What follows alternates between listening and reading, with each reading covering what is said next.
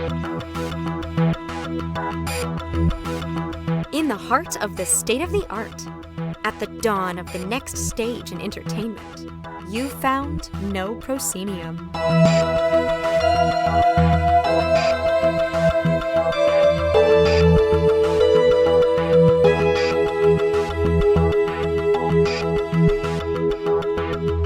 You have indeed found No Proscenium, the voice of everything immersive. I'm your host, Noah Nelson, and welcome to episode 363.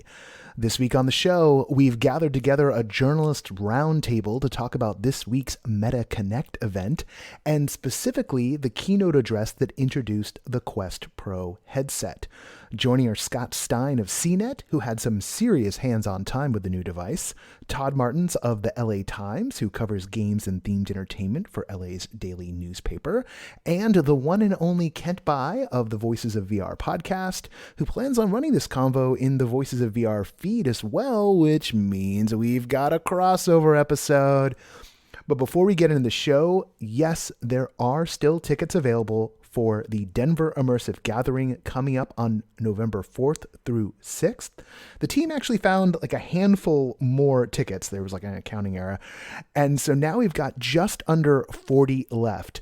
This is your chance to join over 200 creatives and professionals who have already registered for an event that is unlike any other. And No Pro Patreon backers still have access to a $50 discount, which takes the ticket back to its original price.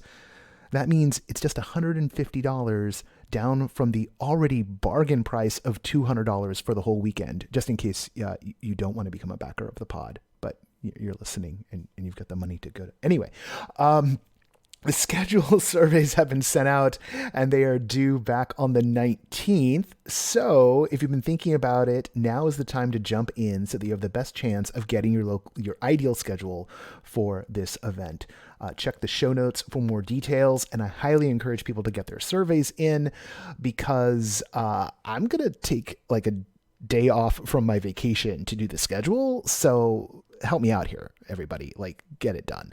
That'd be really nice. Otherwise you got to wait for your schedule for when I get back from vacation because I'm only going to take the one day off to do it. There.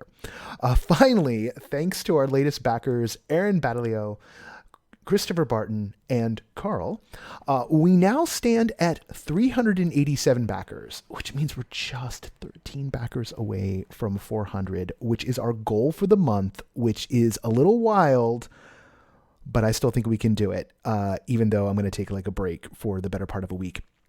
Look, I say this every week, but it's serious. No Pro can't continue to be all that has become in this media environment. It's just not going to be possible without your direct support. This is the only financial support that I get on a regular basis. Like there's little things here and there, but this is it. And if you look at the Patreon, you're like, how do you live up? Yeah, exactly. 400 would be great for this month. We need a lot more. So if you can, please, $5 a month means everything to me. If times are tight for you like they are for me, take a moment to drop us a review on iTunes or on your podcatcher of choice. iTunes is really great. Help spread the word. However you can help spread the word about what we do means, again, everything. We grow by word of mouth and word of mouth alone. And so as you tell a friend about our resources, whether you tell them about the podcast or you tell them about everything immersive or you tell them about No Pro, whatever it might be, if everyone who listened to the show did that this week, it would be a huge, huge benefit for us. Just let people know. If nothing else, let people know about Everything Immersive, everythingimmersive.com, where they can find their own next great immersive adventure. We make all this stuff for you and try and make it as useful as possible. Also, and I'll link this in the show notes, if you've got people who are wondering what is immersive experience, what is all this stuff, what is all the terminology, if you go over to the Immersive Experience Institute website this week, we have a new immersive definitions page. I haven't pushed it out too far yet because I got to get some graphics onto it before it looks okay on social media. But as a little preview, you can find it in the show notes. We'll do a big push around that next week. And when you see the graphics go up, go ahead and help share that around as well. Again, all that sharing, it's silly, but it really helps. Also, if you have a company and you want to help support us, we are looking for some community partners who are up for working out special deals for our Patreon backers, kind of a mutual benefit society here. Go ahead and hit me up at noah@noproscenium.com for details, and looking forward to hearing from you. As always, big thanks to our sustaining backers, Ari Hurston, Chris Woolman, Samantha Davison, Eric Shamlin, Elaine, Jay Bushman, Jerome Joseph Genties, David Bassick, Richard Ayers, Lonnie Hanson, Mark Baltazar, Sidney Guillory, and Jan Budman. Thank you all. And now, without further ado, our roundtable about the Meta Connect event.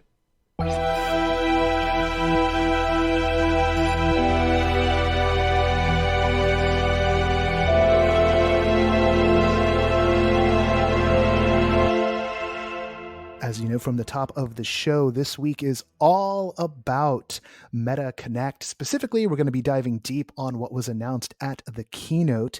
And to do that, we've brought together some of my favorite journalists in the space to share their notes, both from the keynote itself and from what they've been seeing behind the scenes. Some of them have gotten to play with some of this stuff, which is very exciting. Joining us today are Scott Stein, CNET. My name is Kent Bai. I do the Voices of VR podcast. And I'm Todd Martens. I write about video games, interactive entertainment for the Los Angeles Times. All right. We're going to follow sort of the arc of Mark Zuckerberg's keynote because why not?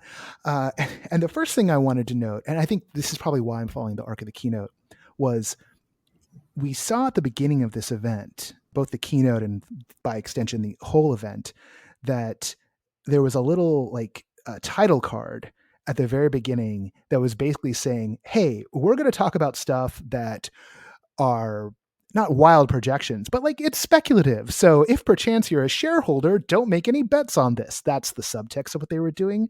And I thought that was really interesting because it sort of framed everything that was to come as this was a presentation for shareholders, as opposed to being this is a presentation for consumers. And yet, of course, because it's all being done in public, because it's being streamed, a lot of it sort of hit everyone as a consumer show. That's how people tend to interpret it. Not everyone's bringing their stockholder game. But it really colored how I was viewing everything. And I don't know, did it do the same for you guys? How, before we crack into the details, what was your overall impression of this, Meta Connect this time out? Scott, let's kick it off with you. Yeah, well, it's weird because I got to do a field trip where I got to see some things, and that was interesting. Then when I actually watched the presentation, it felt very dull. And I thought, oh, based on what I saw, I wouldn't have told the story this way. But, I feel, I don't know if part of it was a reaction last year when the metaverse goals were unveiled more. There was so much pie in the sky animated stuff. What I took away was there were a lot of human beings this time. It was a lot of full body people walking down hallways. And it felt very deliberate to me. For whatever reason, maybe they wanted to get more real, kind of show themselves, but it felt like a total flip. And they didn't, I think it went on too long in that regard, where it kind of deadened the feel of it. Todd, how about you? What was your vibe off of it? Yeah, I mean, I think I sort of struggled trying to figure out who they wanted the audience exactly to be for this. Because it wasn't a very heavy sort of consumer play. They did start out with games, but very quickly sort of moved on from games and, sort of made the pitch to businesses while giving us a little bit of a glimpse of some future tech that, I would love to hear those who've demoed it, talk about. But I think just from, somebody who covers interactive entertainment, I think, if you were looking to, the Meta Quest as a games device, an entertainment device, there wasn't a lot for you to sort of chew on here. We're going to drill down into that just a little bit in a second. But before we do that, Kent, what was your general vibe off of the keynote? Well, this is my 9th event, starting with the Oculus Connect. And so this is kind of evolution to now the Meta Connect. And so this year was the most enterprise focused of all the previous Connects that I've seen so far. And, there's a Simon Wardley, he talks about like this kind of evolution through different phases where there's a genesis of an idea, then you go into a custom bespoke enterprise application, and then you go into the consumer market, and then it gets into mass ubiquity. But in some sense, Meta has kind of skipped over the enterprise section for many, many, many years. They've ignored it, and they've sort of had something for a while. Then they actually killed off their quest for business. So they kind of been trying to do this pure, kind of skip straight to the consumer play by dumping billions of dollars into kind of creating the market. And I think I see them kind of taking a step back and trying to actually shore up their business into actually engaging with business. I'd say, my impression is that they've kind of failed in their previous iterations, and now they're kind of humbled in a way of trying to take a more open approach by maybe perhaps collaborating with other big partners like Microsoft that was announced. So that was my take, is that they're maybe taking a step back. Their stock price is getting crushed. Maybe they're trying to shore up their business of maybe not trying to skip straight to the consumer market, but actually have a viable enterprise market. And I think I have questions over how well they're going to do with that based upon their past behaviors, but I think it's yet to be seen. All right. Yeah, I'm on a similar page to you there. And I really like this idea of like, they tried to leap back forward. Now they're kind of stepping back. They're doing a lot here. Let's follow the arc of this. And let's start with games. Todd, I'm going to let you take point here. I think like you, I was sort of shocked. Maybe not like you. You're going to tell me what you felt, but I was sort of shocked at how little they showed in games, because so far over the past few years, we've kind of been conditioned to expect some significant announcements as part of this particular show. What was your take? Yeah, I was definitely surprised. I mean, definitely with, especially since we've heard, that some of these games and some of these apps have been doing pretty well. I was kind of expecting a little bit more to lean in on that sort of area. I think most people sort of in sort of the general consumer sort of audience consider the Quest, a gaming device primarily. So I was expecting, if not games, even a bigger presence on health and sort of fitness, which they did touch on too very briefly. And that's honestly primarily what I use my Quest for these days, more than games even. So it was very kind of quick overview of like, here's a couple things coming, here's a couple updates to some things that you already known about. They announced a release date for Among Us VR. I believe that was early November, November 10th, I think they said. And I think that looks like a very fun experience, sort of being an eye level in that cartoonish, light sort of inviting world. I think that'll be, I'm looking forward to that. I'm looking forward to competing in that. I think it'll be an approachable sort of device game for a lot of people. And then they also touched on, a little bit of Iron Man VR coming to the Quest. I think that was what they led with. But that game has already been out for PlayStation VR. That's a port, right? Like it felt port, like correct. It felt like the more significant thing was them saying like, "Hey, we bought camouflage." Correct. By the way, right? Yes. So yeah, the announcement basically they acquired this another team. So yeah, but not necessarily hinting at anything they're working on or looking forward. And the Iron Man experience, it was well done. I haven't used my PlayStation VR in a long time since I upgraded to the PS5. So, so that was one thing they announced, and then we got some updates to some other stuff. A quick look at a very teaser of a game called Behemoth from the Walking Dead Saints and Sinners team, I believe, and but not really any information on that. Just sort of a mysterious, misty, foresty sort of game. and I think that's sort of a survival sort of VR game was my impression. Yeah. But yeah, very little. I mean, that was kind of it. Unless there was, as somebody thought there was a big game sort of preview that I'm missing beyond the announcement later that we'll get to, I'm sure. But that they'll be bringing Xbox cloud gaming to the Meta Quest sort of world. Yeah, it felt when it comes to gaming as a whole, that actually felt like the most significant, as a gamer, that felt like the most significant thing that they announced was like, hey, if you're a Xbox cloud person, congratulations. Although I still don't know if I'll give it a try, but I don't know if that will ever be the primary way that I play my Xbox stuff. For a variety of reasons, but it was sort of just a little check mark of like, oh, and here's another device that Xbox Cloud is on. That feels like a more significant thing for Microsoft than it does for Meta. Do you guys think?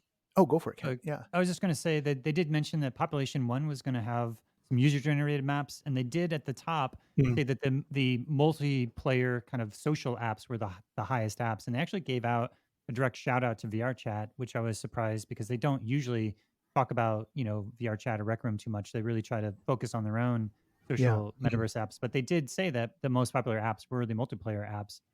And so they also kind of gave a shout out to YouTube VR as having more multiplayer capabilities coming in the future. Yeah, there's definitely some positioning there going on, but the whole thing felt to me, because they were talking about how much money was being made, like I was more in a mode of like, oh, this feels like a WWDC Apple event and not an E3 a Gamescom consumer focused event. Like this didn't feel like a product launch. This felt like we're going to talk to developers now about why you should be on our platform. And there hadn't been a lot of I felt like they just didn't set up what this event was really going to be for everybody. So we all kind of came in going like, oh, where's the new stuff? And it was much more future focused. I think to that point, like you said about for speaking to developers, maybe, and I'm not a developer, but so developers correct me if I'm wrong on this, but I expected maybe they would talk more about new tools for developers in gaming. I thought maybe, is there something new and interesting that games would be able to do, especially if they're aiming for more social?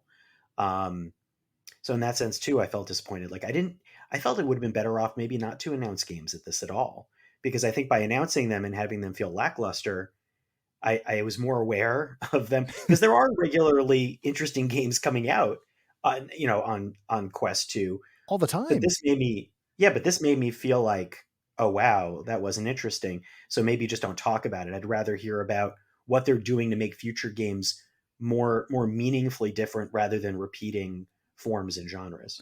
Do you guys, and we'll move on from games in a second to speed bump on fitness, but do you guys feel like by having it be lackluster, by also not punting, by not saying we're going to have a games event in November or December or January, come back around in January, and we're going to have a much more robust event as part of this keynote, that they've opened a door for Sony, who have put a lot of headsets into people's hands over the years, to maybe start running with the crown? They have had other events where they've had other gaming focused events where they do all their gaming announcements, where they've announced things like Grand Theft Auto as an example that wasn't mentioned here. So they actually do have a separate event where they do focus more on the games Right. than this event. But they didn't billboard that here, which I thought from a messaging standpoint and from a marketing standpoint, I thought it was weird to not say, oh, hey, we'll be back around, put a pin in it. Here's a couple of notes, but we'll come back around in a few weeks. I mean, I think even last year I think expressly last year, correct me if I'm wrong, in the keynote, they showed a few things, but then said, hey, we're going to have a games event later in November, and it just feels like with Sony's headset coming for PS5, it just feels like this missed opportunity. I felt pretty surprised too. Like I had to try PlayStation VR 2 as well in September, and I was surprised when I demoed that. For all that I really liked it, that the games that I got to demo were mostly ports, or updates. And it's interesting because it's either there's a chess game going on here, or maybe it's like getting the ball rolling for new content is sort of being a little strange right now, because I would expect there are great opportunities for them to push the platform a lot more graphics and more. We get into this later, but more consistent use of eye tracking, because it's interesting what Meta had said about eye tracking on the Quest Pro. But I think that, yeah, I do feel like there's a big opportunity, but then I guess it's a matter of like what developers find worthwhile, like with the amount of headsets that the Quest has versus like the PlayStation base, but how much of it is worth bringing into VR? I don't know. That's an interesting question. All right, let's slide over real quick to fitness. They did a fitness bump. Fitness has been a big thing on the Quest. I admit I'm not doing Supernatural as much as I should be, meaning I don't think I've done it in about 4 weeks, and I feel bad about that. But they did announce that knee strikes are coming, so I'm excited about that. Even though I believe that acquisition's still held up by the FTC, right, or the SEC, or whichever one of those covers that. So like they don't own Within yet, if memory serves, but they're on their way to maybe buying it. I was sort of struck. Well, how did the fitness section strike any of you in particular? Was there anything that stood out? I got a note, but I'll leave it to you guys first. The Active Pack is like a peripheral that they're going to be selling, and for me, the fact that they have knee strikes means that there could be kind of the first viable way of getting full body tracking in a way that is a way that's not occluded. And so I think there's a larger story there in terms of the AI and the prediction for how some of this stuff that with the knee strikes is going to tie into their more full body tracking as they move forward.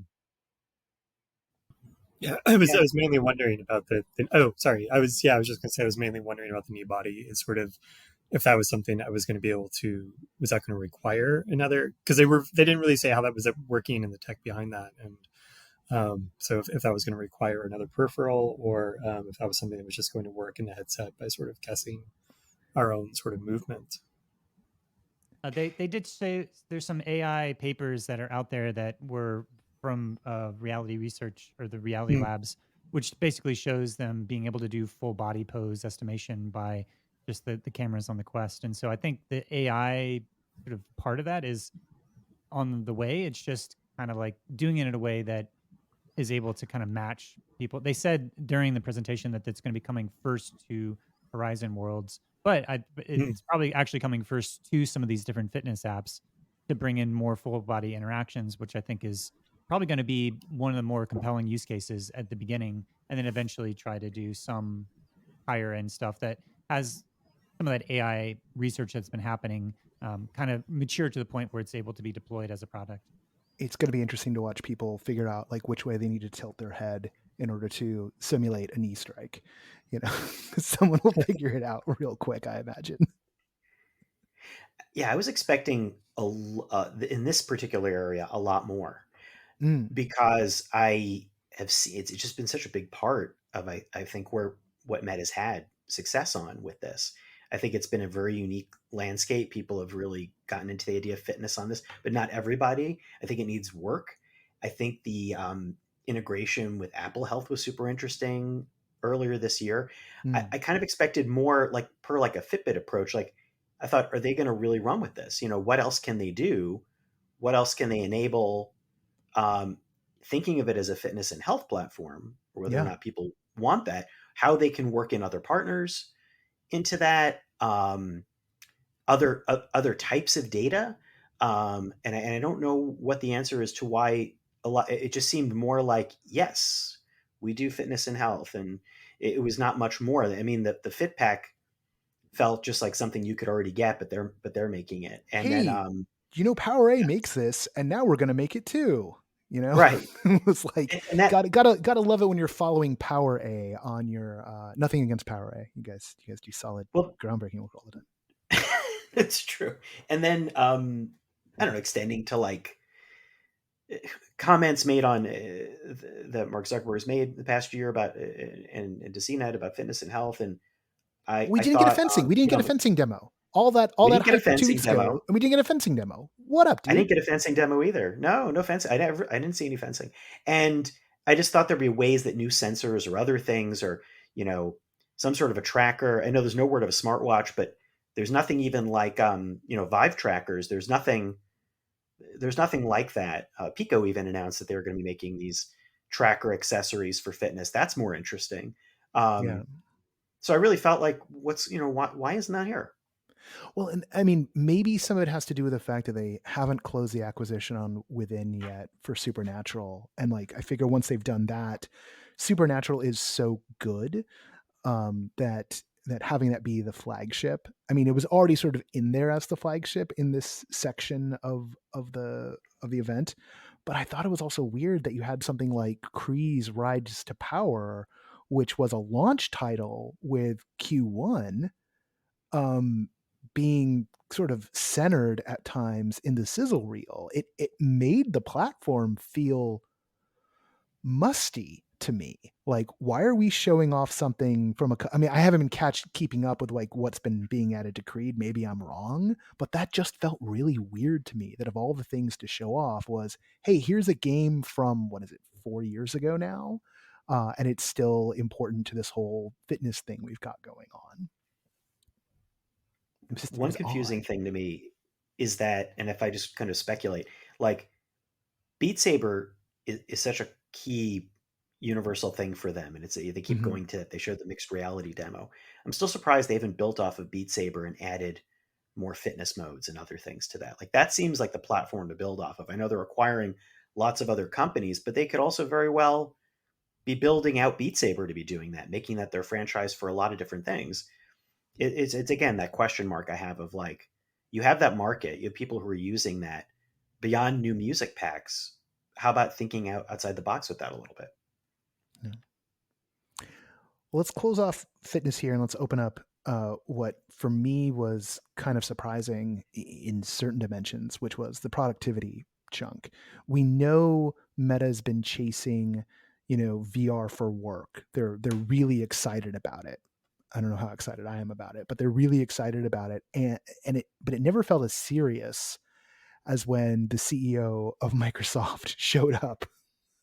Like for me, the entire keynote turned on a dime when Satya showed up because I was like, oh, this is real now. Like when they started talking about enterprise solutions and locking down the devices, I was like, oh, this is the kind of thing that you see when a company gets very, very serious about pursuing enterprise.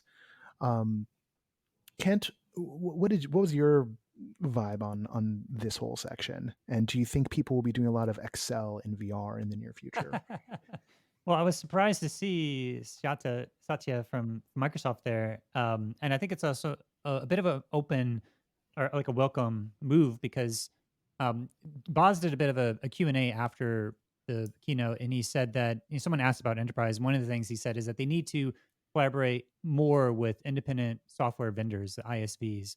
And I feel like maybe because the thing that was confusing to me is that first of all, they started late on enterprise, just historically, and then they had it, and then they killed it off because a lot of this focus that they had on a lot of their kind of pivot towards like privacy policies that are not really all that great for enterprise, and so you end up seeing like the entire like no one that's using VR for medical use cases, for example, is using a Quest because it's just not HIPAA compliant.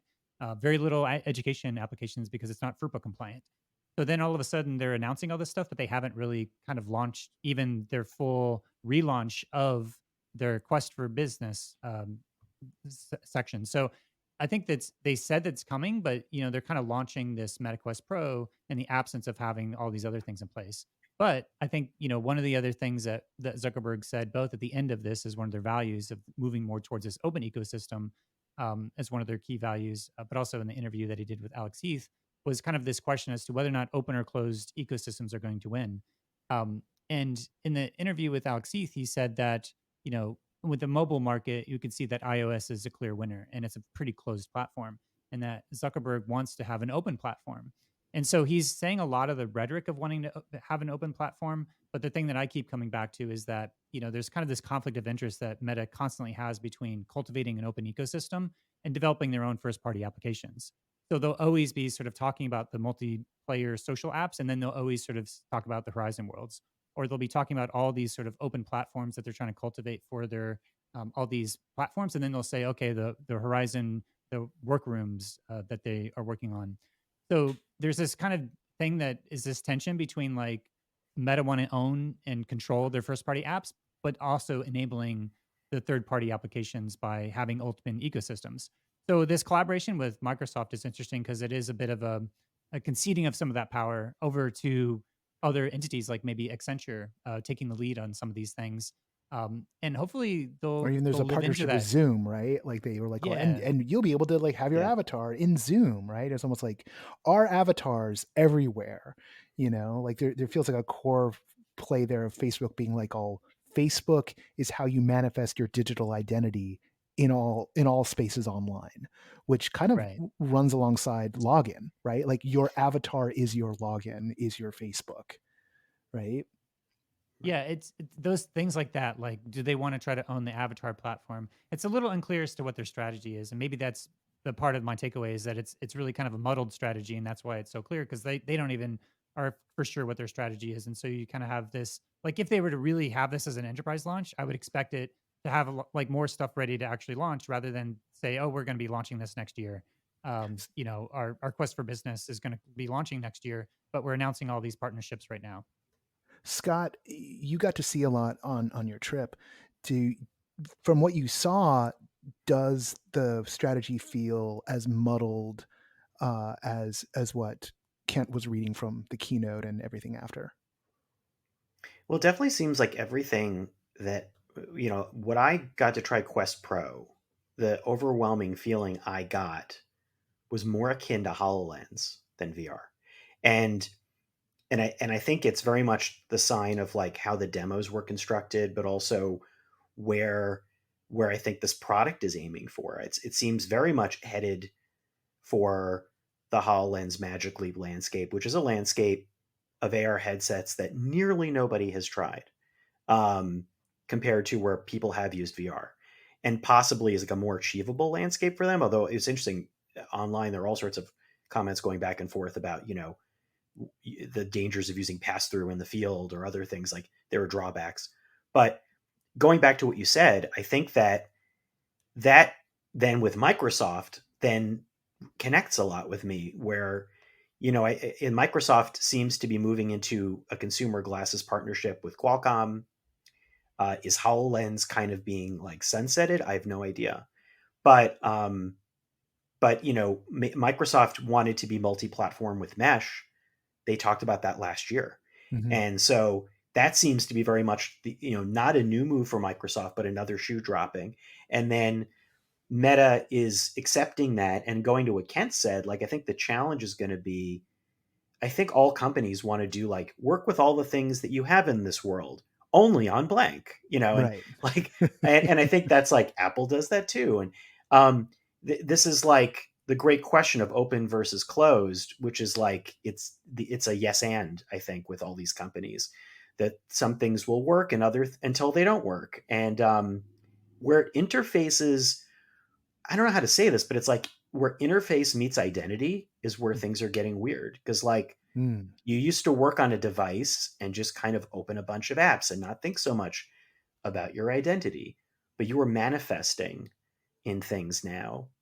That becomes a part of the interface much more. And I right. don't I don't think companies have really thought that through as much as it needs to be. I think that's a really great point. And privacy issues are tied up into that. Authenticity issues are tied up into that. Like, do you belong? Do you have control of this document or not? Is someone impersonating you? Uh, we see that on the social apps when someone hacks someone's account, right? Can we really trust it? The whole fact that there are verified accounts in the first place, all of these things are kind of tied up together.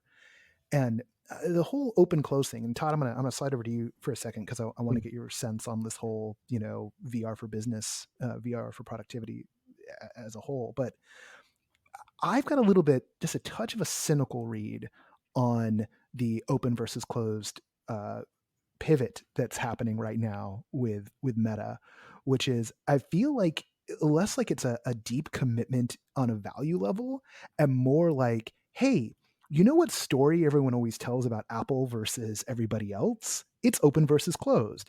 And we know Apple is sniffing around and spent a lot of money to enter this market. Whether they do or not is a big question, right?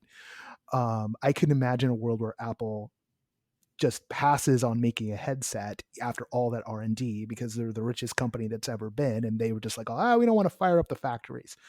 But by positioning themselves as we're the open, because we know Apple is going to be the closed, even as Meta has acquired like all of these content studios, all of these game studios, like to the point where I'm almost like, are there any real, heavy hitter, VR game studios that aren't in-house at Meta at this point? There's probably like a handful of them.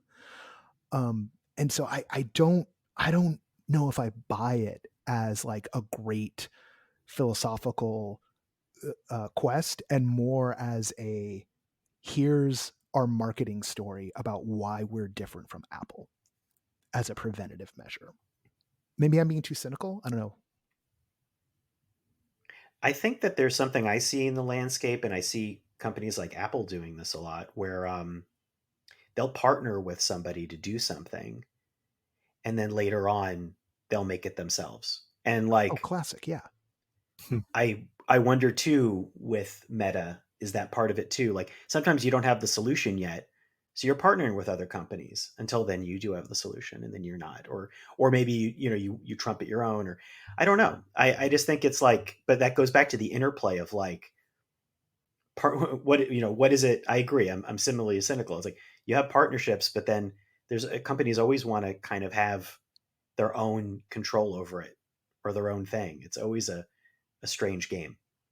Todd, before we bury productivity and get into the Pro, we're really following the keynote now because it's like half hour in. We haven't even talked about everyone really wants to talk about. Congratulations. Do you think we're going to be doing a lot of office work, business, and I think this really plays into like the use case for the Pro as well. Like, is VR the future of work, Todd? If it is the future of work, I think it's probably a little further out than even Meta is even projecting. I think, as a journalist, as a writer, it's probably not the future of my work. But that doesn't necessarily mean there aren't, use cases for it and applications for it. I write a lot about theme parks and theme park design. And I could definitely see aspects of, that kind of design work and that architectural work and that sort of experiential sort of work. On the flip side of that, I'm sure we'll talk about the price point, but at $1,500, it's not something that, I don't see individual employees buying. It would have to be something that would probably have to be bought, by the company itself to give to its staffers. So I think at least for a while, it's going to be, industries where sort of having like a virtual or sort of a 3D sort of model is vital to doing your job. So I don't necessarily see it a mass sort of jump to it in the near future. All right, let's start talking about this hardware, the Quest Pro. Scott, you got hands-on time with it. Tell us a story. How was it? Does it feel good? Is it interesting? Is it fun? What about those little cameras on the controllers? Should people like upgrade to those?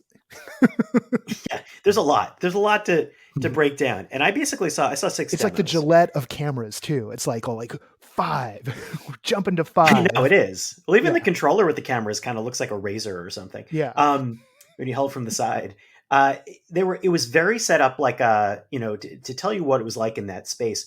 I went to the headquarters. I went to Meta Reality Labs in Redmond, where the research group is, a couple of like nondescript buildings, and we got a very controlled, kind of tour, which I was trying to talk about. The first part was in a set of like a little mini E3 type of thing where there were 6 demo spaces that were all set up, and we got run through each one of them. And then I got to look at the, headset on a table, but I basically spent time, hour and a half or so, or 2 hours, like in the headset doing those things. And first of all, the fit was very, like I said, is very HoloLens. Like I'm used to other ones with the battery in the back.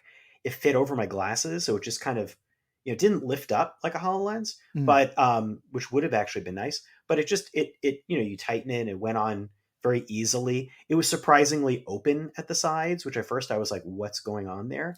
But it does come in these little side blocker things, and you can buy a larger blocker. That was the main And thing when I maybe first saw a picture of it. I was yeah, so like confused and concerned by. I was just like, well, what are they doing? And now it makes sense. And thank goodness for the magnetic light blockers. yes. Well, and I don't know to that point how good it is as a VR headset because I didn't really have a lot of demos that were like that. And that Huh. might be telling. And it also might be where they're positioning this. So it's hard to tell until we do the review. And but the demos all seem to capitalize on the light exposure. In that, what I thought was really interesting is that you got this pass-through camera technology, which I've seen on other types of tech. I got to spend time with the Vario XR3, which is very hard to set up at home, but it's a super expensive headset. But that had a really high resolution scan of your outside world with cameras and would put things in it that it achieves a similar type of effect, but with lower resolution color cameras. So it's better than the Quest 2, but worse than, definitely worse than your eyesight. But you kind of adjust to it. And then you drop things in. So it's depth scanning the space like an AR headset. Um, and I couldn't tell to what effect over a Quest 2, but it definitely seemed better. A painting VR. I walked over and there was an easel in the corner of the room, and you could do this with Quest 2 with pass through, but it looked better here. Grabbing things and putting them on a wall, so recognizing space structure and things like that. And I think that what was interesting is that the field of view with the exposed area on the side made it feel like I was lowering like a lens. Mm. It made it feel more like it was in the space. It kind of created this aura of reality in my peripheral vision. So I thought it was kind of a clever trick that it did, and it So made the how does pass that through. compare to, say, the feeling of having a HoloLens or a Magic Leap on, where the objects, because you've got and Yeah, there's no occlusion on terms of the actual reality. Things are being hologrammed in front of you, as it were, on the device. But does it feel like the same, or maybe like even a fuller version of that? I think it's a trade off. I think you get Mm. advantages over one versus the other. The one thing is that you're not seeing the actual real crisp world around you. But the thing about AR that's always bugged me is that you get this kind of Ghostbusters thing, Yeah. where it's like where the haunted mansion, where objects are glowing real, that they're not only are they translucent, but they definitely seem to glow. Everything's a And Pepper's ghost. Everything yes, seems everything's like a a Pepper's Pepper's ghost. ghost, and you sort of have to deal with that. It's certainly never going to seem photoreal. What's interesting about the pass through is not only do you get opaque things, but the Magic Leap 2 can do a bit of opacity, but it's kind of like an optical trick that they're doing. Um, but you get you get opacity, and things feel a little more fluid to me as a result of that. But you're trading off a slightly a fuzzier background. But it depends, I guess, on what you're looking for. I guess if you want heads up stuff in a real environment where you have to do mission critical stuff, you probably want the Pepper's Ghost hovering and guiding you. But if you're trying to like do some 3D modeling work and you just don't want to like trip over things, I would think that the pass through is a far better way to go.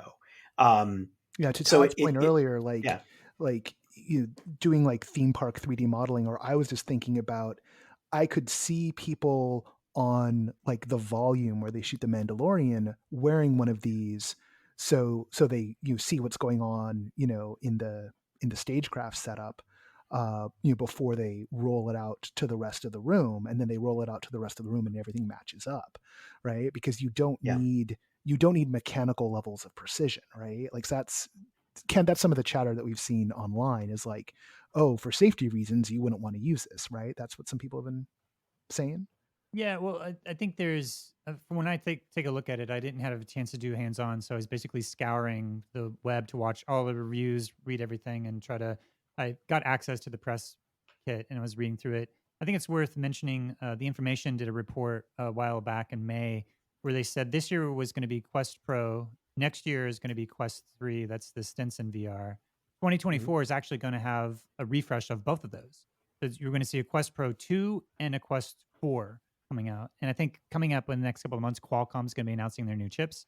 So the chip that behind is the Quest Pro is not even like a full upgrade. It's like a plus. They kind of made some adjustments so you have a little bit more RAM, but it's not really a full upgrade of the next generation of the XR2 from Yeah, it's a half Qualcomm. step. Yeah, it's like a half step. And so it's not a full upgrade. I have had a chance to do the Lynx R1, which is one of the mixed reality pass through, where you do have this kind of open ended where you can see in your peripheral vision. And my experience was that it like Scott was saying, it does feel a little bit more like the HoloLens or the Magic Leap where it's augmented reality. But because they're doing the pass through, they have much wider field of view. And if you compare the price of like the $1,500 of the Quest Pro to like a HoloLens 2 or a Magic Leap 2, it's like twice the price. It's in the $3,000 range. And so, Yeah. in terms of like thinking about the long term of developing augmented reality, like Meta's approach is to kind of develop from this pass through mode of using the VR to the kind of the vision, the computer vision and AI to do the fixing of because you have a distortion for where the cameras are, right? So you're going to basically, from my experiences, I don't know what your experience of this was, Scott, when you have the cameras that are offset, then you have to kind of like do some corrections so that when you see your hands, it doesn't look like it completely distorted. Like when I did the Vario, you have this disembodiment of the proprioception of where you expect your body to be and what you see your body as. There's a disconnect there because of the offset of where the cameras are. And That's a really good question, Scott. Did it have that feeling to it? Is there this disconnect between your astral form and your physical form, as it were? No, it felt fine. I mean, I've used enough of these that I might have accommodations where I'm sort of like, it's like, I think you get used to VR sickness over time, or at least for me. So there are some things I kind of accommodate for. But it seemed usable. It didn't. I don't know how much time I'd want to spend using it. That's the interesting question. Like, I used it 15 minutes at a time in well, each of these demos. you can only use it for up to 2 hours apparently because the battery life doesn't last for much longer than that. So that's Up to 2 hours at best, it sounds. And the 1 to 2 hour estimate that they gave makes me wonder when the one kicks in. And I would think mixed reality is maybe a part of that. Yeah, and then the battery life on the controller is maybe 4 to 5 hours. Although it's still not exactly clear from the conversations that Boz and others had on Twitter. Yeah, they're being really cagey about that in a way that does not feel good. They obviously know the battery life of the controllers. Yeah. I mean, there's a known battery life for these controllers as a product that's being released. I would assume it is 4 to 5 hours. Maybe it's damage control. I don't know. I think there's a part of it, the legitimacy. Like, let's say if you're playing Beat Saber versus if you're doing something that's a lot less. I mean, there's the controllers are computers now, so they actually have all of the computer vision inside of it, so it has less occlusion, but you trade off with having less battery life. Now, what is interesting and is the haptics too. Yes, and there's new haptics. They are selling those, and so if you want to actually try them out, you can buy them for like $300 and use them on their Quest 2. So they are backwards compatible. So I'll be curious to see, like, maybe I might. I'm not like at the point where I want to buy a Quest Pro. I think it's like a lot of money, and I don't know if it's going to be significant. But I would consider buying the controllers just to have the experience of some of the different applications that are coming out. That may be taking full use of those things like Shapes XR. They're using the stylus to be able to do design stuff. Gravity Sketch was one that they were also designing. So they have some upgrades for this new capabilities that are coming in the controllers. But you could potentially get some access to that just by buying the controllers without having to spend and drop $1,500 for the Quest Pro.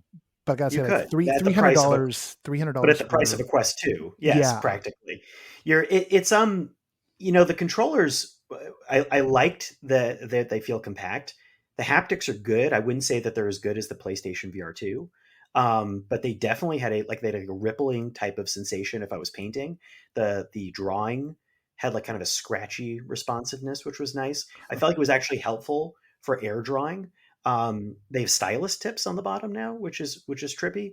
They already have the ability to do that in workrooms to draw with the stylus on the back of the controller. I'm curious how useful that stylus tip will end up being in practice, but it's definitely a sign that they're serious, I think, to some degree about using these as work tools. And there's also a really clever thing that they added on the side. The angled edge is a pressure sensitive area for pinching.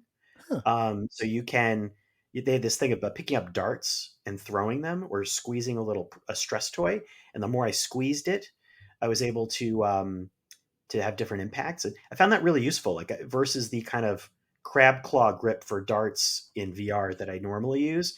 Like the pressure pinch felt a lot more functional, and I thought that was a It, very interesting stealth is that thing down on the by the controllers. bottom? So you're kind of holding so you'd be You're holding the controller in the stylus mode. Is that? no, you're pinching between the trigger and the angled side.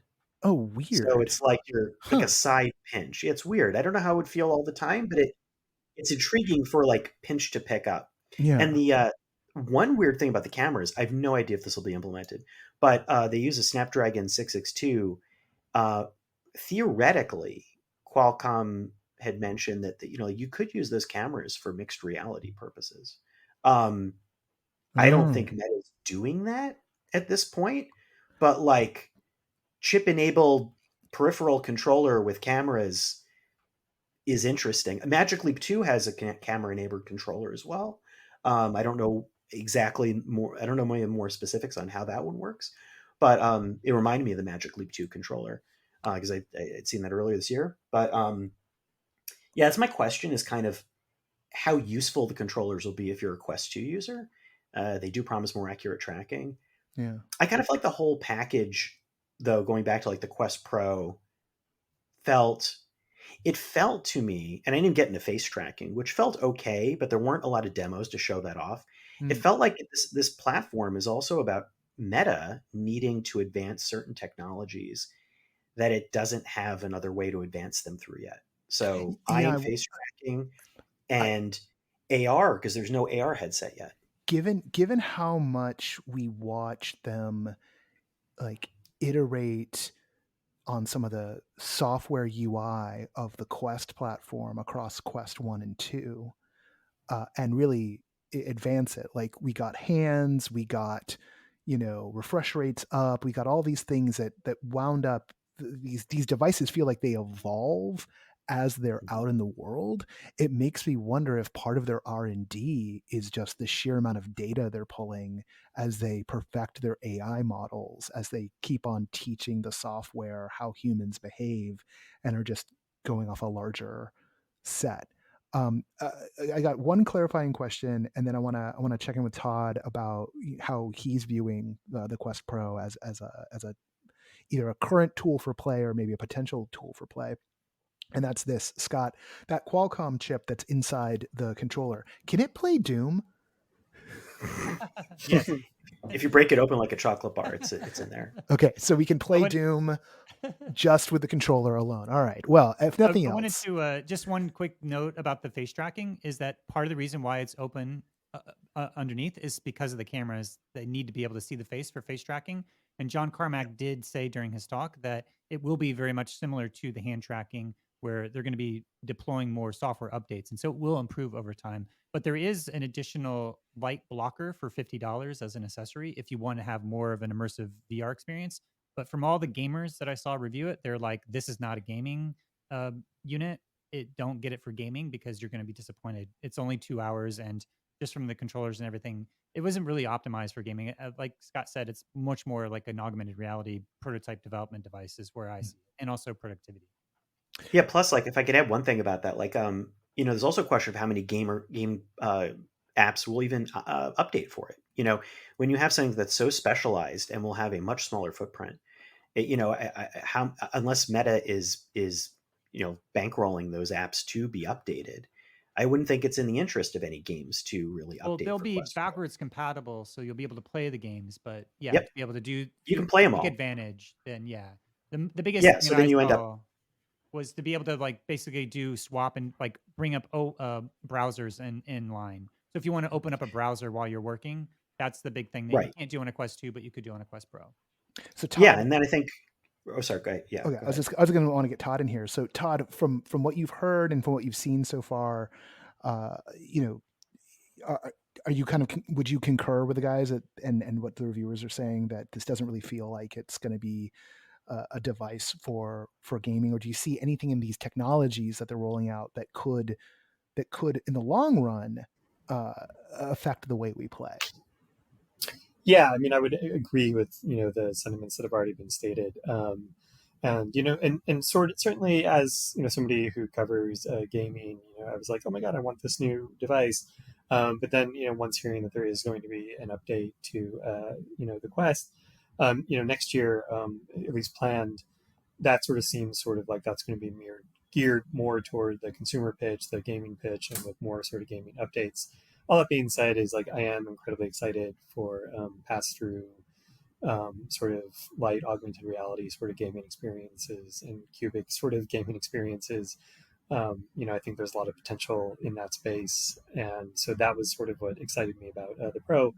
But I think it's if you're purely using this for entertainment or gaming, you're better off sitting it out. So one of the things that I've started thinking about when it comes to the role of the Pro in the immersive ecosystem is I think about some of these immersive theater in VR experiences that have been going around the festival circuit for a while, or things like Alien Rescue, right? Which have been open to the public. And I could see a near-term future where the producers of these events, once that face tracking is opened up to other platforms, I think right now, like VR chat, for instance, I think I saw something in your feed, like they can't access it at the moment, but I assume. Yeah, there's the early unconfirmed reports that a lot of the features like eye tracking and face tracking will not be available through Oculus Link to PC VR. It'll only Yeah. be available to standalone, which basically means it's a lot of the features that are on there in terms of hardware won't even be opened up for VR chat or Neos. That's as far as what's been unconfirmed and reported so far. Yeah. And if that remains the policy and remains completely true, that feels like cutting off their nose to spite their face, because in a world where you could have performers using the Pro to get a more fully fleshed out performance in a sort of asynchronous experience. So you have players using a Quest, not necessarily, no face tracking, but they're interacting with live performers who are getting a broader range of expression, particularly as the avatars. I think we'll open up the avatar discussion now. There's so much potential there for that kind of asynchronous production that would not asynchronous, what am I trying to say? Not synchronous, asymmetric production between, game master characters, non-player characters, and player characters to create a more robustly immersive environment, to create more magical experiences and a better sense of play, because you can have face rigging on the characters people encounter in real time. And given what they're doing with some of the near future stuff they showed when they went up to Abrash's laboratory, there's some real potential there. I think it's I think it's the most exciting part of this, and I think that's the Pro part of it. Like I think there is a real value for this, like you said, for people who said I want to use this more for certain things, and hopefully it'll be opened up for that. Like I thought about performances, certainly. I also thought the flip side when I was using it, like they had a Tribe XR demo for like this DJ kit where you could then see outside through with pass through, and I started to think about like could these be used, maybe not like in your not in the factory per se, but could you use it essentially as like a stage manager in an immersive theater experience? Like, could you be using kind of a virtual light board, or could you be using these as kind of live control sets when you're in physical spaces? And I just think there's so much stuff to explore with both eye and face tracking and with augmented reality on a headset, that there are so few devices that have been doing that I think that this could be with the ecosystem that Meta does have. It opens up a lot of possibilities. I mean, I think about the fact that Niantic had a partnership with Microsoft to look at Pokemon Go or Pokemon on HoloLens, because there's just so few AR headsets that I think anyway, or Snapchat, Snap Spectacles that only have like a 15, 30-minute battery life. So I think anything that you can use to start prototyping, field testing, basically, I think of the Quest Pro as like a dev kit Mm-hmm. where people can start building experiences for those future devices to come, or start getting maybe not even to build the algorithms possibly, but also just to get your sea legs, understanding what you could do.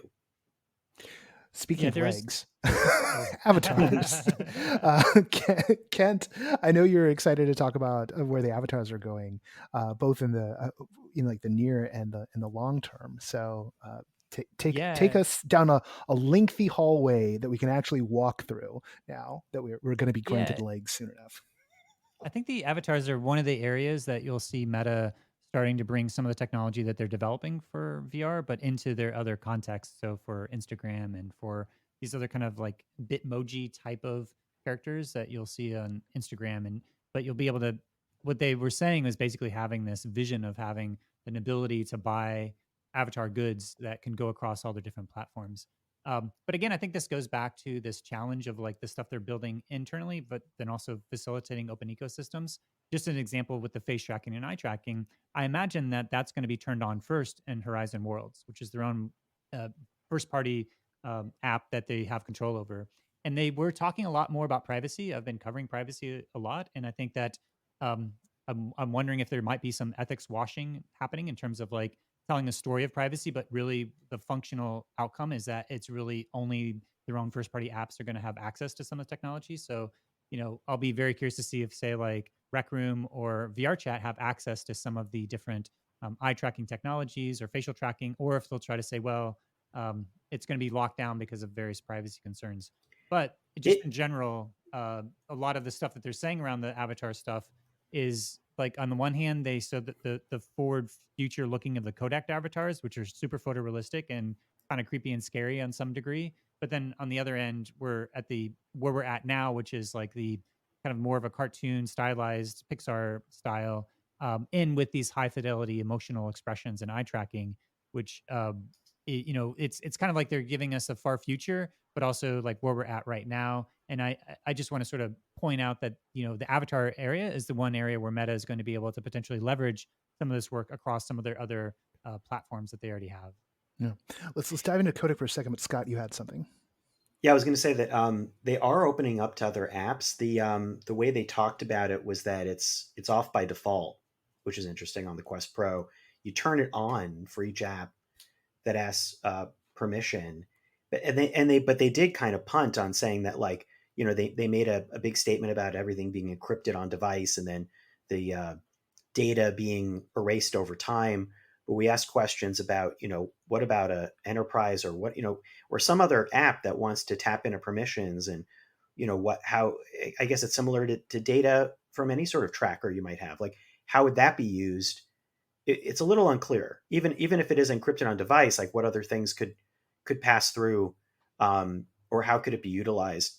But the other interesting thing I want to note about the eye and face tracking that surprised me is how they did seem to stop, maybe not on the privacy part, but on the effectiveness of it. Like there was a lot of foveated rendering going on with the PlayStation VR2 and on almost every game I demoed.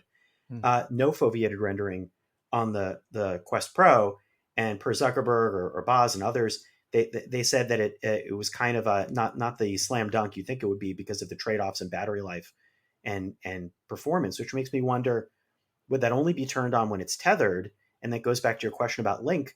Why not optimize those eye tracking features when you have Link or more powerful tethering capabilities? Because it sounds like those may be few and farther between than we might be expecting.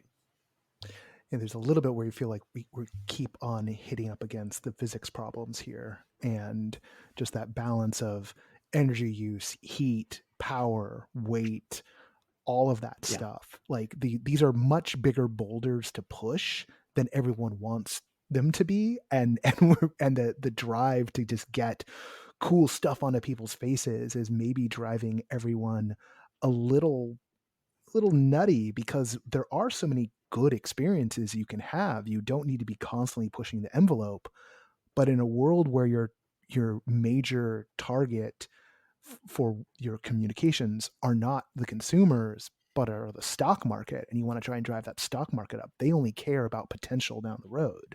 So it feels like a constant tightrope being walked while an actual market needs to be developed if this stuff is going to truly be profitable. Yeah, I did try those avatars, by the way, the Kodak avatars at Meta's Labs. Who And did you get to drive? Did they make one for you, or did you get to drive somebody no, else? I got to talk. I got to talk across the void to others. So they had a little avatar among some of the future research demos, which are ones they've already announced for the most part. They were a quartet of demos that I wrote about on the site. There's a video about it. But Kodak Avatars 2.0. So I got to actually try that out. It's similar to the YouTube video. Guy named Jason at Pittsburgh had led the conversation with me. It was like I would equate it to a candlelit, uh, eerily real PlayStation 5, like cutscene type thing come Huh. real. Like it's it's very compelling and it started to feel very real, but it also had an element of the uncanny. And but I got kind of very close and I felt like I was in this intimate conversation because it's not, it's kind of lit in a void is how it feels. So you feel like you're in this intimate little closet space with the person. And then I tried instant Kodak avatars, which was the phone scan one that Abarsh had talked about on stage, which is you get a phone scan to kind of shortcut it and make it a little more powerful. It looked good, but it's frozen in space. I think Mm. the head being kind of glued to a pedestal is what it felt like. Ugh. And again, the haunted mansion feel where Yeah. the face was very expressive. But if I were to more uncanny, and if I was to talk to someone like that for a while, like go, why isn't your head moving that much? Like, do you have what's going on there? There's You always room feeling for one okay? more, Scott. Yeah. And then they had that 3D, the room scanned full body. It was really a scan of an actor who had been scanned ahead of time, and they just showed some of the digital clothing being draped um, on that, which looked good, but it was a non-interactive demo. Yeah. Yeah, I have two quick points I want to make. One is that again, a lot of this hardware stuff, as long as it's being delivered on the platform, they're going to be able to over time improve things via software. So things that may not be turned on now, they may turn on later, or they may not turn on because of of a privacy argument that they're making. And the other thing, just in terms of the privacy, is that um, by saying that it's encrypted, that's really focusing it as like making sure that people don't have access to the data to be able to know what your identity is. But there's this whole other realm of inferring information. And as far as I can tell, as long as they do real time inferences, then that's a whole nother layer of being able to kind of drive utility and information out of that data from both the eye tracking and the facial tracking, to be able to do real time sentiment analysis and what you're paying attention to. So those kind of inferences is something that's not really covered in privacy law right now. And so some of the arguments they make doesn't necessarily fully cover the full privacy implications of these new technologies. Right. Like a company seeing if you're paying attention or where you're, looking at a heat map of your gaze in a meeting or something. It feels like, aside from the fact that we just need savvier legal models to deal with these issues, that at the end of the day, it's going to be a lot about retention of that information. Like, what can a company hold on to after it's had an interaction with you, and how long they can hold it, or which things they're allowed to hold. And maybe that even spills into reality. A company, if you were to walk into a store, walk into a bank, like if I walk into an Amazon Fresh or whatever they're calling Amazon Go, and they've got the cameras on me, they can track all the information as well. How long can they hold on to it? Right now, probably, I imagine forever. They can know exactly what I'm interested in and then suddenly start sending me ads. It's like, you were lingering in the Star Wars toy aisle. It's like, of course I was. It's me. Like, way to go, guys. You already knew that. But it's like, oh, you were really checking out the kumquats today. And it's like, oh, yeah, okay. I'm kumquat curious. Before, since we're just about the end of the hour, and I promised you guys only about an hour of having to deal with me. One final question. And it's not about the price per se, but do you think that this event they've had this week, particularly because this is their big tentpole for at least the next few months, this is a major product rollout that they've got going on, do you think they've positioned themselves and the pro well in terms of who this is for and where it fits in their overall plan? Or have you seen, and do you feel that there's more ambiguity and questions than answers now that this is out in the world. Todd, we'll take it to you, and then Kent, and then Scott. Oh, yeah, I don't want to start, but I would say, because I haven't had a hand-on experience with it, but based on the presentation, I do think they did present it well as a productivity sort of device, a work-oriented device. I think my question is if that market exists. Yeah, straight up, does that market exist? Kent, how about you? How do you feel like they've done what they needed to do this week? Well, I feel like that it's an open question as to whether or not the Quest Pro is going to find enough utility. I feel like there's a lot of exciting things with eye tracking and facial tracking and the mixed reality modes that, in terms of like the future of developing augmented reality devices, this is going to be probably one of the best apps out there, best piece of hardware out there to do that. In terms of finding a market to solve problems in the enterprise, I think their partnerships with like Accenture and Microsoft will probably drive a lot of that. And maybe this is kind of like a thing that I don't have much insight into how that's going to go. But I guess in terms of a final thought, the one thing I just wanted to also point out that they showed was the Control Labs neural interface things, which I think is personally some of the most exciting work in terms of being able to basically control technology just by thinking about an intention to move. So being able to sort of isolate down to an individual motor neuron. I had a chance to talk to one of the directors of the motor neural interfaces, Thomas Reardon from Control Labs, and yeah, he told me that in order, that's for me at least, and they started to show some demos. That's kind of like the future of where this is all going, is like the whole new paradigm where you're kind of just thinking about moving, and that thought is able to be detected by these Control Lab EMG devices. And for that, that's so mind blowing. And so for me, I see this in the long term of the next like 5 to 10 years. And so it's just like an incremental step. And people may not know what that full trajectory is, but by looking at some of those technologies where things are going, moving from 2D to 3D is such a huge shift. And that this is one incremental step on that larger path. And so, but in the short term, how much they'll find success. And for me, the battery life is probably the biggest question. But other than that, it'll be up to the market and the use cases to decide. And so we'll kind of wait and see. Scott, before giving you the did they market this right? Did you get to see any of the EMG wristband action while you were on your tours? Yeah, several times. So I saw a lot of stuff. You should watch the video, read the article, definitely on CNET. But I can spend a lot of time talking about it. The one thing I didn't get to do is actually use them myself, and I think that was telling because all the other demos we did get to experience. I got to try really realistic spatial audio that they had that talked about back in 2020. The avatars, a new 3D scanning type of technology, which looked really good. They scanned my shoe, and they also showed some pre-scan, like per the presentation. I got to look at the fuzzy teddy bear and the cacti, which looked really good for 3D scanned objects, although they were pre-prepared. And the EMG, Thomas Reardon when I went to the Reality Labs research, Thomas Reardon led us on the demos. Michael Abrash, I got to speak to. Mark Zuckerberg was there, and Boz. And it started. Mark Zuckerberg demoed the wristband for a few minutes in front of us, and we were sitting there watching him do the version of what he was doing on in the presentation. And it looked, having talked to Abrash about this before, and seen this, it kind of looks like little thumb movements, little pinches, or little things, kind of like an air mouse or something. And he was joking about how it almost looked, nearly invisible. The other demo that we saw were two researchers who had spent more time practicing with this and were playing the game that they showed.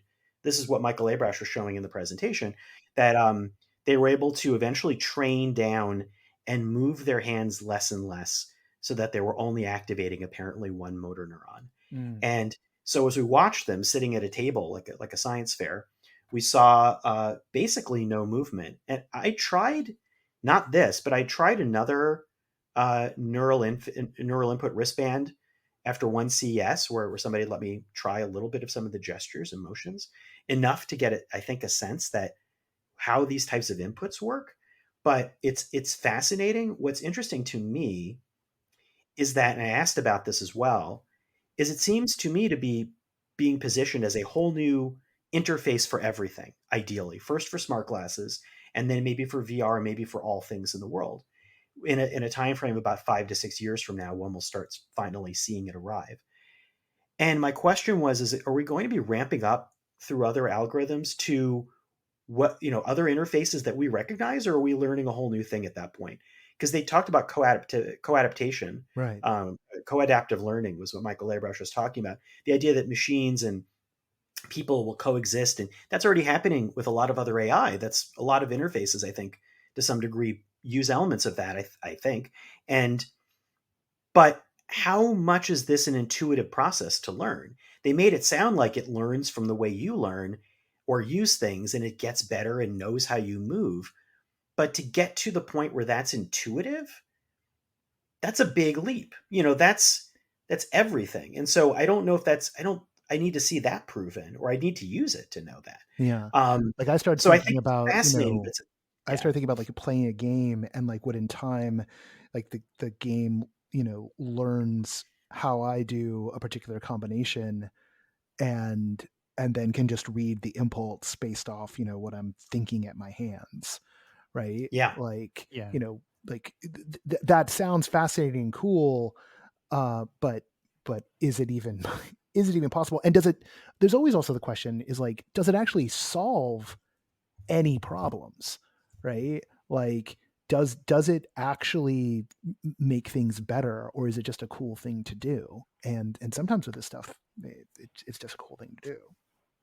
I Yeah. tried NextMind, which was that one that got acquired by Snap. That was it sits on the back of your head and looks at kind of coded areas in VR. So it's using kind of like optical recognition for, but using recognizing where your neurons are firing in the back of your head. Um, and these types of technologies are fascinating. I think that the risk stuff has like, I mean, I think about things like the Apple Watch or other watches, and how is this stuff going to start feeling like an interface, and when's Meta going to make a watch that does this? It it intuitively makes so much sense for the future of where things are going, but I think there's such a leap to come with how you get from the controllers to that, Yeah. um, that I'm Yeah. really curious to see like when that starts.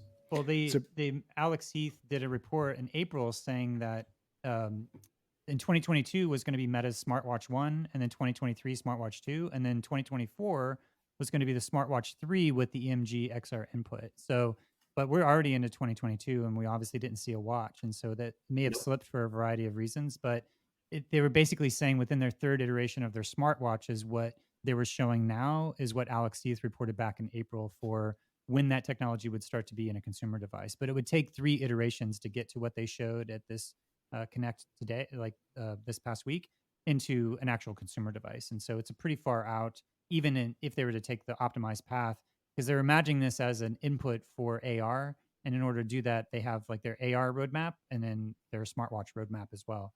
So well, yeah, the we see. predictions whiffed, and maybe the structure of the roadmap is still there, but just Yeah. the time What isn't happening. But Scott, to bring what I it think is back to, interesting is go that, for it. Yeah. yeah, go ahead. I was going to say in one response to that too. I think what's interesting is that, like, you think about the arrival of neural inputs as one thing, but I think the path is more of a slow melt. The Quest 2 adopted some AR elements, and you're going to see Quest Pro have it. The point is, I think by the time, I would imagine, the time you get to such a device, you've kind of already arrived.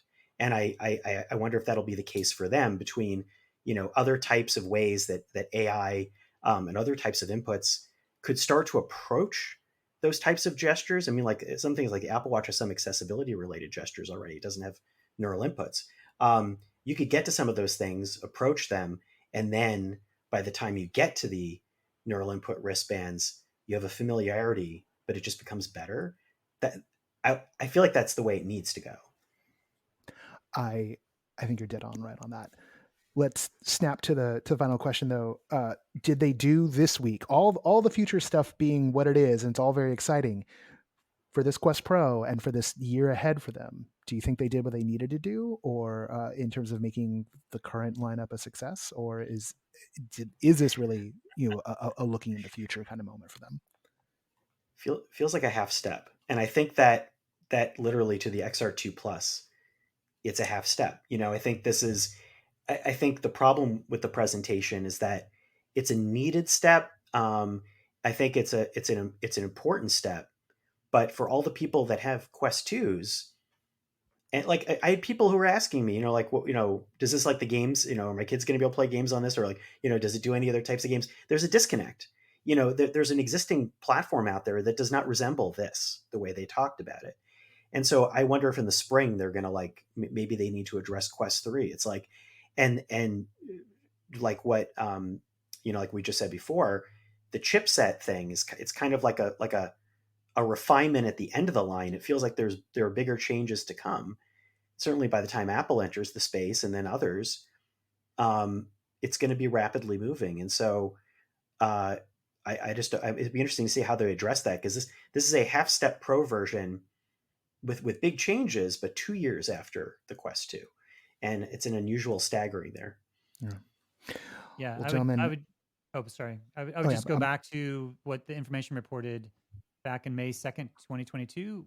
This is the Quest Pro next year, and Brad Lynch sadly it's Bradley on YouTube, has been reporting leaks, and so he was already reporting leaks and kind of estimating for next year's Connect as being the Stinson Quest 3, and then the next year, 2024, like a refresh of both potentially of both the Quest Pro 2 and the Quest 4. So we're seeing at this moment like a fracturing of both the high end, and then we're going to be going back to the consumer device, but then kind of refreshing both. And so they're kind of coming at two different angles. And so we'll see if it is successful, and if it's not, then they'll probably just stick with the consumer end. Well, here's the thing. Presentation. Go for it. Oh, sorry. I was going to say, one presentation they showed the two lines continuing, and the dots were staggered. I don't know if that's an indication that that's going to be the way the map goes, but like, I'm curious when they do the Pro and the consumer, will it be kind of like the iPad and iPad Pro or something, or, how are they going to talk about those, and will there be two different events for them? Well, and this is the thing at the end of the day, and this is where I think we'll leave it off on, is I don't think that the strategy is a bad one to have this Pro device aimed at enterprise, aimed at creators, testing out new technology for the people who are, super enthusiasts who just got to have the latest and the greatest. But the fact that they didn't communicate a reminder that, oh yes, the next consumer headset, the 3, will be out next year, like that is still going to be a thing, that they didn't communicate that in this week's event very clearly, shows that yes, they don't want to cannibalize any of their sales. They don't want to prevent someone from buying a Pro if they wouldn't maybe jump in because, I'll wait for the 3. But I think they may have undermined themselves a little bit by not making it very clear who these things are for and differentiating those, because I think it leaves a lot of people confused as to why there aren't more games, and is this something for me to purchase for my kids or me to purchase for myself if I'm not developing. And I think that's something they can't keep doing going forward if they want to make both of these devices successful. Ben Thompson interviewed Mark Zuckerberg and Satya Nadella yesterday, where the story went up yesterday, and that was where Zuckerberg actually mentioned the Quest 3 and said that the price is going to be somewhere around 300, 400, 500, which was helpful. I would have liked that on stage, but like would have been good. Because it's helpful, because exactly, going to the holiday season, that's why we're trying to guide people. It's like, you might want to wait, because it does sound like the price is going to be aimed to be similar. And that's kind of a subsidized price that they've been getting at that point, which is like similar to ByteDance and the Pico 4. That's like, maybe not the true price of what such a device might cost, but it won't be $1,500 either. Yeah. Well, gentlemen, thank you all for hopping on the pod today, and always good to talk with you. And I know I'm going to be touching base with you all before the year ends. We'll draw us back in some configuration to chat some more. Going down the line, Scott, where can folks find you on the internet? You can find me at JetScott on Twitter, and also at CNET. Kent, where can they find you? I'm at voicesofvr.com, and where you can find podcasts, as well as at KentBuy on Twitter. And Todd? Over at the LATimes.com for the game stuff, and then Twitter is just Todd Martens. All right. Once again, thank you all, and always a pleasure to talk with you guys.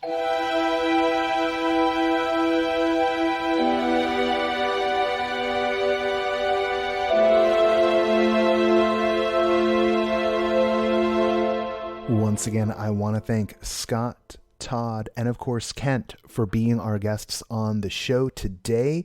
You just heard where you could find them on the internet. I encourage you to do exactly that. And indeed, if you want to see the videos, go check out what Scott got up to over at CNET.